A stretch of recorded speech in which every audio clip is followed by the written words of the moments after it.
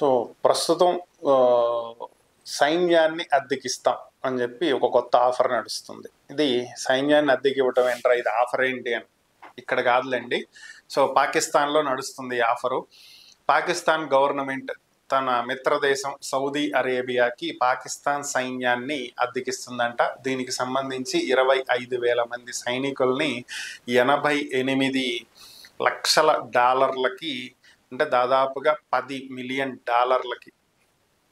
వీళ్ళకి 10 billion డాలర్లకి అద్దెకిస్తుంది. So ఇది పరిస్థితి. ఎందుకు ఏంటి అనేటువంటి విషయాలను అయితే బయట పెట్టలేదు.